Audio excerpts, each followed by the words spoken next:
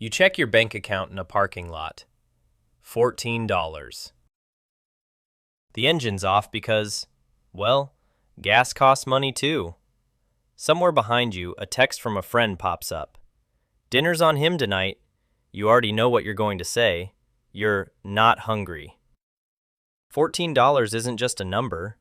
It's a decision you have to make about everything, all day, every day. And honestly, this is where it starts for almost everyone. Not broke exactly, just close enough to feel it in your chest every time your card gets swiped. Money doesn't start as math, it starts as fear, wearing a calculator. So you get a job. Not the job, just a job. $16 an hour, 40 hours if you're lucky, less if the schedule doesn't cooperate. Then the first paycheck lands, and it's smaller than you pictured. Because taxes exist before you've even spent the money. Because rent exists before you've even lived there. You know how that goes. Then you do the thing almost everybody does. You open your banking app way more often than you need to. Not because the number changes, because checking it feels like control. Watching your balance doesn't make it grow, it just tells you how scared you should be. Then a bill you completely forgot about clears before your paycheck does. Overdraft fee, $35, for the crime of being $12 short. You call the bank. They're polite. They still take the money. That's the first lesson nobody teaches you on purpose. Being poor is expensive. Every mistake costs more when you have less room to make one.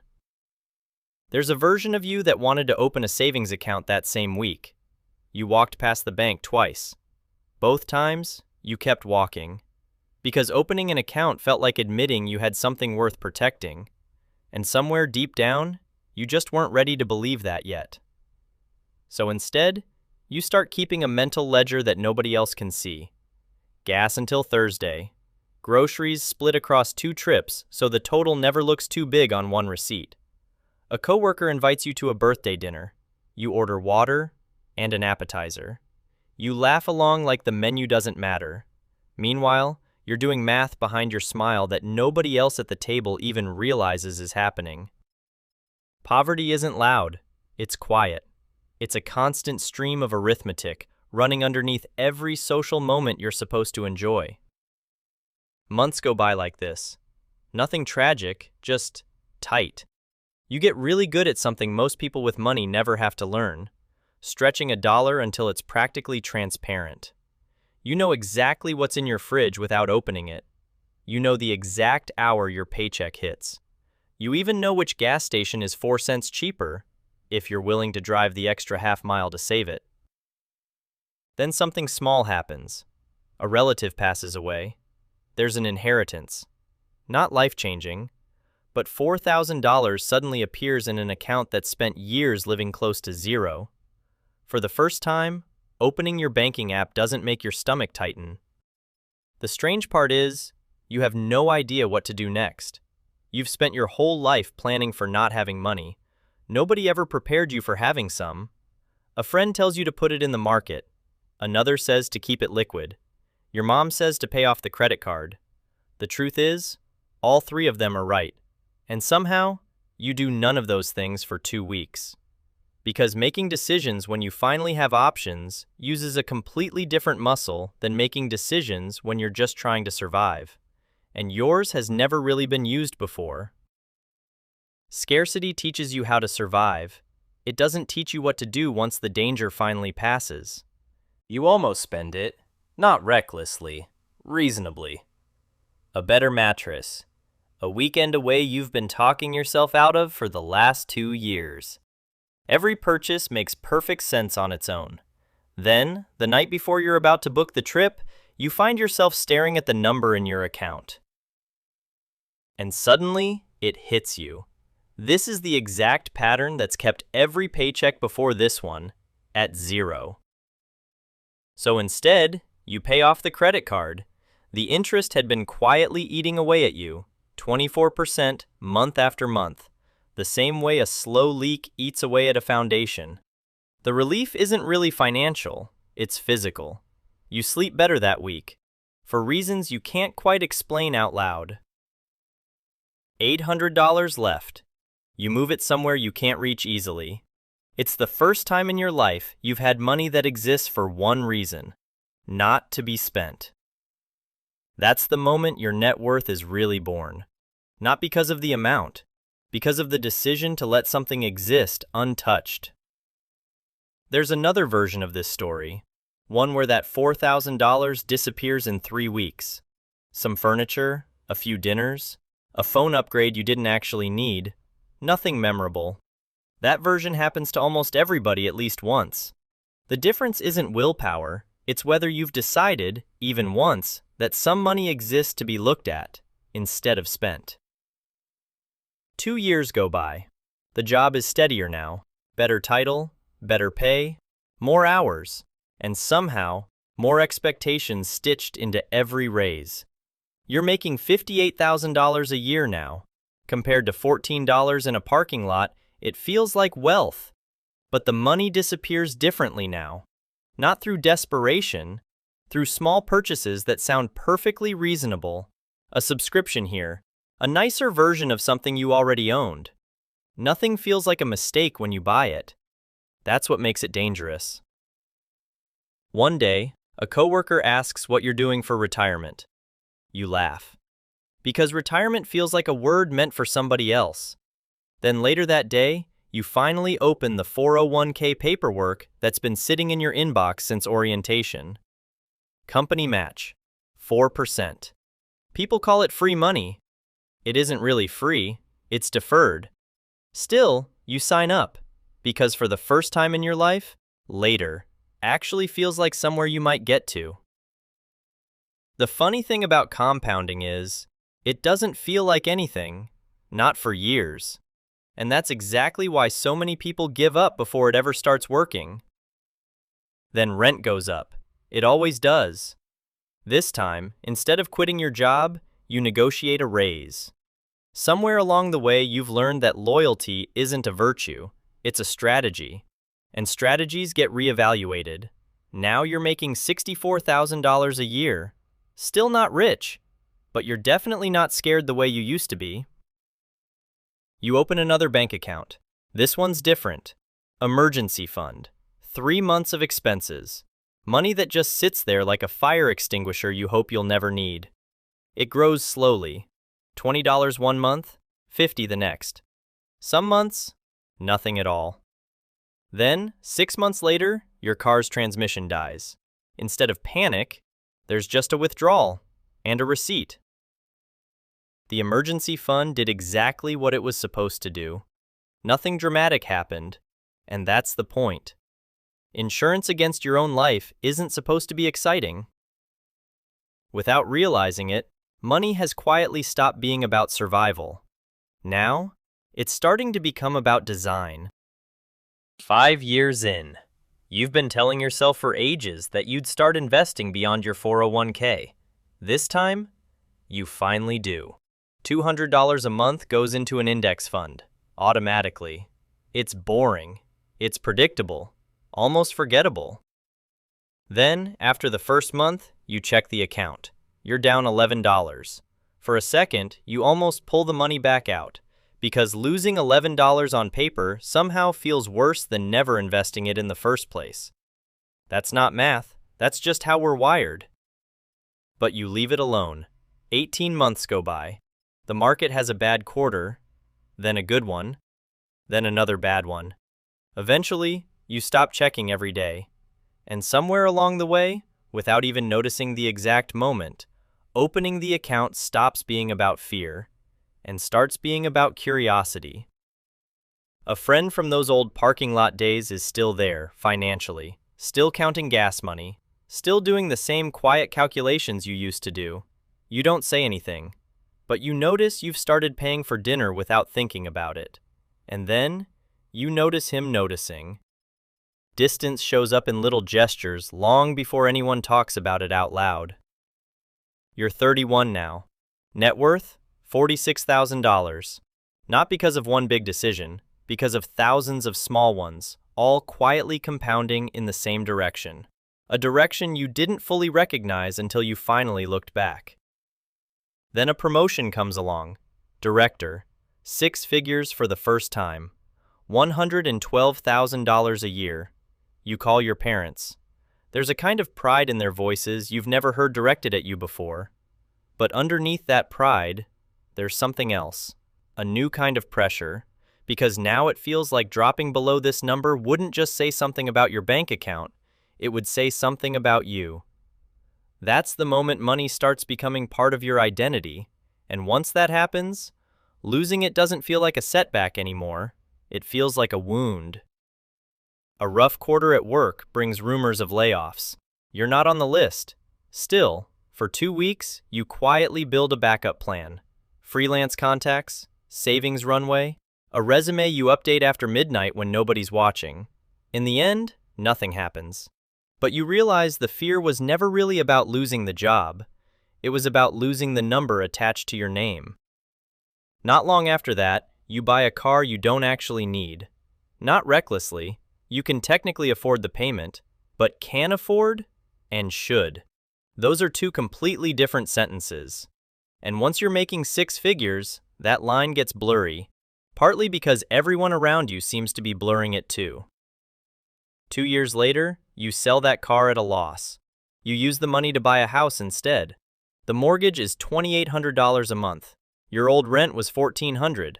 You tell yourself it's an investment, and some of that is true, but some of it is also a story you needed to believe before signing the papers. A house is one of the few debts people happily call an asset. It's still debt. Then, the first year begins. Almost every month, something breaks. The water heater, a roof leak nobody warned you about, another repair, then another.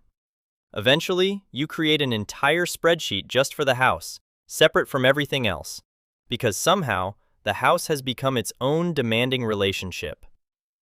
Nobody really tells you this part. The moment you own something, it starts owning little pieces of you back. You get invited to a neighbor's dinner party. Everyone's talking about renovations, school districts, and a second property someone's thinking about buying in another state. You smile. You nod along. But the whole time, you're doing quiet math in your head. Could your numbers stretch that far? Not yet. And nobody sitting around that table would ever guess what you're calculating behind your expression. Here's the thing. Every income bracket has its own version of that parking lot. The lighting just gets better. You're 36 now. Your net worth crosses $250,000. Most of it isn't cash. It's home equity, retirement accounts, money that looks impressive on paper but can't buy lunch on a Tuesday. Then you notice something. A friend who earns less than you owns his car outright, doesn't have a house, and somehow seems less stressed. You don't bring it up, you just notice. More money doesn't remove stress, it simply gives it a new address. Around this time, a business idea starts as a side project. Nothing dramatic, just a skill you already have, offered a few hours a week outside your job. Then your first client pays you $500, and strangely, that $500 feels bigger than your 6-figure paycheck ever did, because this time, you built the whole thing yourself, start to finish, your own hands, your own risk. So you keep both, the full-time job and the side business. For 3 years, it's both. Exhausting, quietly exciting, the kind of tired that doesn't feel like defeat. Most nights you're working until midnight. People ask how you're doing, you tell them you're fine. And honestly, most nights you actually are. Then one month, the side business earns more than your job pays in 2. You hand in your resignation on a Tuesday. Your hands are shaking. Nobody in the office understands why you look terrified and happy at exactly the same time. Freedom and risk arrive in the very same envelope. You never get one without opening the other. The first year in business brings in $190,000 in revenue. After taxes and expenses, $95,000 is left. More than your old salary, but none of the certainty came with it. Then, one client leaves. Revenue drops 30% in a single quarter, and you learn something fast. Being self-employed isn't just earning a bigger number, It's earning the same number without the safety rail. There's 1 month when you can't pay yourself. Only the 2 people you've hired. You tell them everything's fine. Then you spend 11 days eating rice and eggs. You never tell anyone that part. You're 41 now. Net worth $890,000.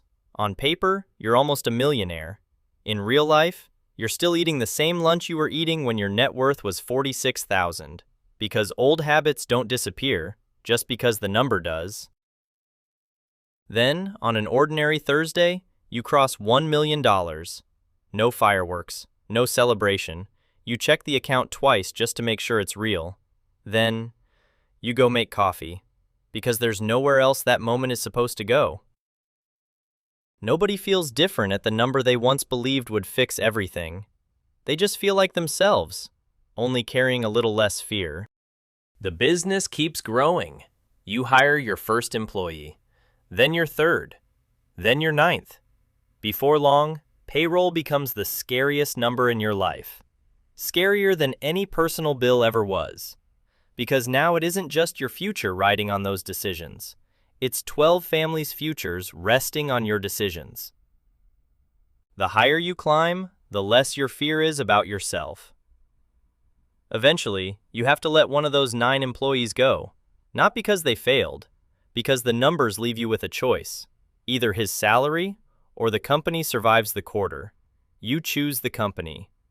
Then you drive home that night and realize you can't remember a single mile of the drive. Nobody really warns you that success eventually asks you to make decisions that don't feel successful at all. You start getting invited into rooms you used to only read about. At a conference, someone asks what you do. For the first time in your life, saying it out loud doesn't feel like a confession. You're 48 now. Net worth, $3.4 million. Spread across the business, real estate, and an investment portfolio you finally let someone else manage. Not because you can't, because your time is worth more than your attention to spreadsheets. You buy a nicer house, and for the first time, you notice something uncomfortable. People seem a little kinder to you before they even know why. Money doesn't change who you are, it changes who shows up. Then an old friend asks for a loan. $15,000. Once, that amount would have represented a year of careful saving. Now it's barely noticeable on a monthly statement. You lend it to him. He pays back about a third. Then he disappears. Eventually, you let it go.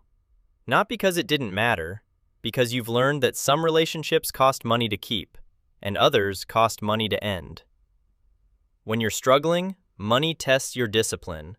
When you're wealthy, it tests your character. A cousin you haven't spoken to in 10 years suddenly reaches out online. He wants you to invest in his idea. You say no. It's the first no that once would have felt impossible, but now comes almost automatically. And somehow, that ease unsettles you more than the request itself. You notice you're saying no more often now, to opportunities that would have sounded like miracles 10 years earlier, not because they're bad, because they're distractions from something that's already working. That sentence would have sounded completely unbelievable to the version of you sitting in that parking lot with $14. You're 53. The business sells. Not all of it, a majority stake, enough to hand off the parts that used to keep you awake at night. After taxes, lawyers, and years of quiet, unglamorous work, $6.1 million lands in your account. You sit with that number for a long time before telling anyone. It doesn't feel like winning. It feels like finally exhaling. The goal was never really the number. The number was simply proof that you could stop holding your breath. A week after the sale closes, you drive past the old parking lot. You weren't planning to, but you pull in anyway. This time the engine stays running. The heater's on. There's no reason to save the gas anymore. You sit there for a minute. Nothing about the parking lot has changed. Everything about the person sitting in it has. Some places don't mean anything until you're finally far enough away to understand what they meant. You're 56 now.